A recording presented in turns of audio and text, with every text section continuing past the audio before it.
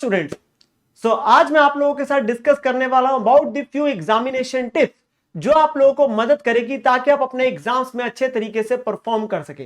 तो चलिए डिस्कस करते हैं इन एग्जामिनेशन टिप्स को।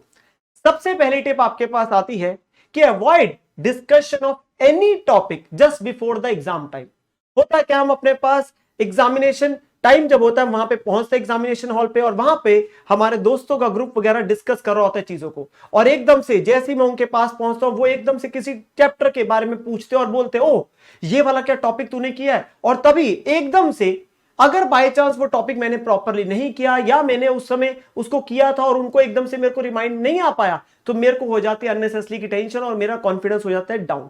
सो बेटा बहुत जरूरी है कि आप लोग अपने पास किसी भी टॉपिक को डिस्कस मत करें बिफोर द एग्जाम टाइम। अपने आप को थोड़ा सा कोशिश करें कि आप दूर रहे ऐसी चीजों से और दूसरी जनरल तरीके की बातचीत करें। सेकेंड थिंग इज, आप लोगों के पास जैसे ही आप लोगों के पास क्वेश्चन पेपर मिलता है आप अपने पास उसे ध्यान से पढ़िए। So read the question paper very carefully.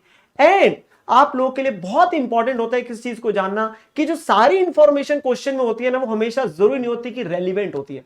All the information given in the question is not always relevant.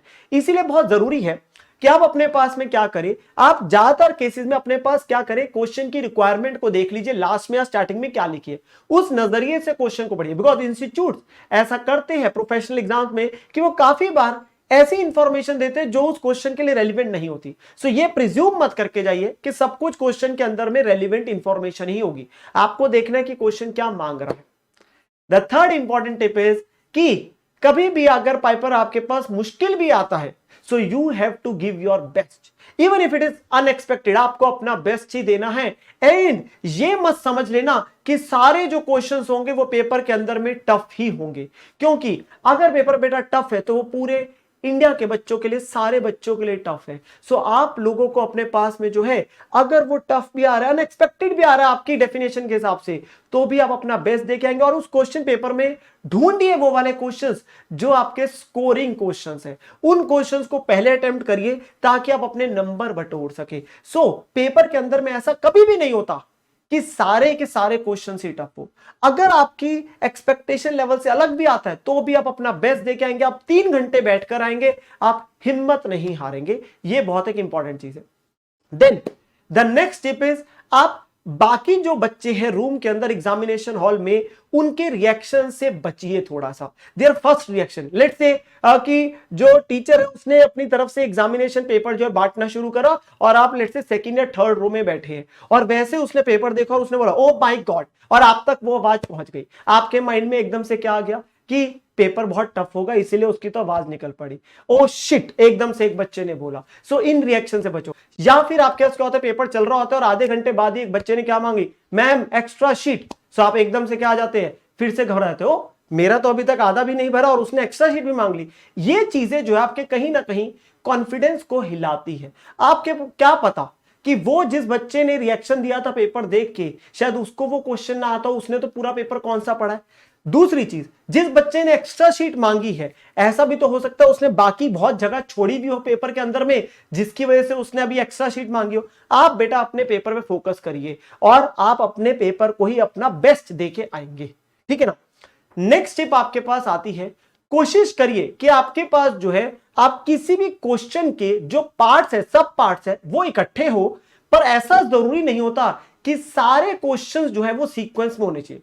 All the questions के जो आंसर्स है वो they need not to be in sequence. ऐसा नहीं है कि आप क्वेश्चन 1 से ही शुरू करना है फिर क्वेश्चन 2 फिर क्वेश्चन 3। आप पहले चाहे क्वेश्चन 2 कर लीजिए फिर क्वेश्चन 3 कर लीजिए, उसमें कोई प्रॉब्लम नहीं, पर उसके जो सब पार्ट्स है वो आपके पास एक ही जगह पे होने चाहिए, ये आपको इंश्योर करना होता है। So the sub parts of a question are to be at one place, वो सीक्वेंस में आपके पास हो, but questions in totality wise आपके पास जरूरी नहीं है कि वो सीक्वेंस में हो। Then the next tip is, आपका आंसर डेसिमल्स में आ सकता है, बिल्कुल आ सकता है। हमारे पास क्या होता है, जीपी रेशियो निकाली, वो अगर बाय चांस डेसिमल में आ गई तो लग रहा है अच्छा यार ये तो गलत ही हो गया। ऐसा बिल्कुल नहीं है बेटा, आई से जानबूझ के इंस्टीट्यूट जो होते हैं जानबूझ के ऐसा करते हैं कि हमारे पास आंसर्स ऐसे, क्वेश्चंस ऐसे होते हैं जिनके आंसर्स में वो चीज डेसिमल में आती है और हमें वहीं पे अपने आप में क्या हो जाता है, एकदम से डाउट हो जाता है कि यार हमने गलत तो नहीं निकाला। तो yes, the answers can come in decimals, so please वो प्रिपेयर होके जाए। अगर डेसिमल में आते हैं, मैं फिर भी एक चीज के लिए बच्चों को एडवाइस करता हूं कि आप एक बार के लिए क्रॉस चेक कर लीजिए इंफॉर्मेशन जो आपने आंसर करा उसे फटाफट से कैलकुलेटर वगैरह पे और फिर आगे बढ़िए। यही मत सोचते रहिए कि हाँ यार हमने तो गलती कर दिया होगा। आंसर डेसिमल में बिल्कुल आ सकता है, इंस्टीट्यूट हमारे माइंड के साथ थोड़ा प्ले विद करते हैं, ठीक है ना।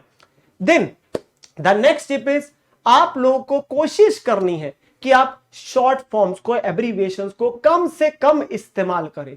होता क्या है, पेपर शुरू होता है और हम फटाफट से अपने पास शॉर्ट फॉर्म्स लिखनी शुरू कर देते हैं। वो आपके पास ग्रॉस प्रॉफिट को जीपी भी लिखा जा रहा है, आपके पास कॉस्टिंग जैसे पेपर के अंदर में अगर मैं बोलूं मटेरियल है, लेबर है, ओवरहेड से एमएटी एलएबी ऐसे चला जा रहा है। इसमें कई बार क्या होता है, जनरली ये एडवाइस है मेरी तरफ से कि आप अपने पास जब क्वेश्चन का इनिशियल पार्ट है, मान के चलिए आप क्वेश्चन पे को 2 हिस्सों में डालते हैं, पहला 1.5 घंटा एक आखिरी का 1.5 घंटा, तो पहले 1.5 घंटे में आप फिर भी कोशिश करिए आप प्रॉपर्ली आराम से सारी चीजों को लिखे, पूरा पूरा लिखे, अवॉइड करिए शॉर्ट फॉर्म्स को। बट आप लोगों के पास जैसे ही लास्ट का टाइम आता है और आपको पता है अच्छा पेपर तो मेरे पास अब काफी मेरा पेंडिंग पड़ा है अभी, तो वहां पर भी मैं एडवाइस करूंगा अगर आपका पेपर पड़ा है और अगर आप शॉर्ट फॉर्म्स यूज करना चाहते हैं तो बेटा कोशिश ये करिए ऐसी शॉर्ट फॉर्म्स को यूज कर लीजिए जो फिर भी जानी जाती है।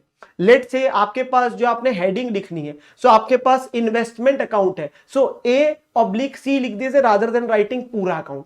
पर्टिकुलर्स के केस में PART डॉट डाल दीजिए, अमाउंट को AMT डाल दीजिए। वो फिर भी एक थोड़ी सी क्या है कि हम बोल सकते हैं कि पता है चीजों का। ये ना हो कि आप अपने पास पर्टिकुलर्स को सिर्फ P लिख रहे हैं, अमाउंट को अकेला A लिख रहे हैं, कॉस्टिंग के पेपर में मटेरियल को कल M लिख दिया। सो ये मत कोशिश करिए, जिन चीजों का फिर भी पता है जो इस्तेमाल करी भी जाती है उनको चाहिए यूज कर लेना in the second half of the paper.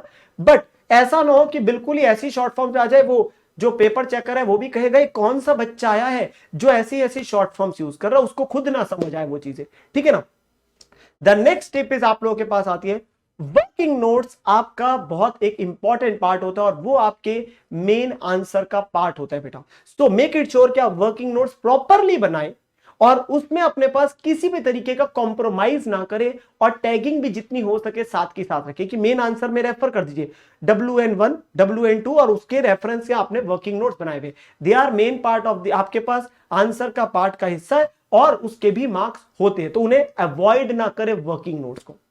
Then कोशिश ये करिए कि आप हमेशा जब भी कोई नया क्वेश्चन शुरू करते हैं वो एक नए पेज से, फ्रेश पेज से शुरू करें और जो आंसर नंबर है वो भी मिडल ऑफ द पेज में लिखे। कई बार क्या होता है हम अपने पास लेफ्ट में लिखते हैं, राइट में लिख देते हैं, कई बार पता ही नहीं चलता अगला आंसर कब शुरू हो गया। सो मैं जनरली एडवाइस करता हूं कि आप अपने मिडल ऑफ द में लिखिए कि solution to question number 3A, solution to question number 3B, ठीक है ना। और जैसे ही कोई आपके पास नया क्वेश्चन आता है उसका नेक्स्ट पेज से लिखे ताकि किसी प्रकार की चेकर को एम्बिग्यूटी ना हो। आप प्रॉपर तरीके से, नीट एंड क्लीन तरीके से करिए ताकि आप लोगों को हर प्रकार का आपके पास जो है बेनिफिट हो सके और किसी प्रकार की कोई प्रॉब्लम ना हो सके।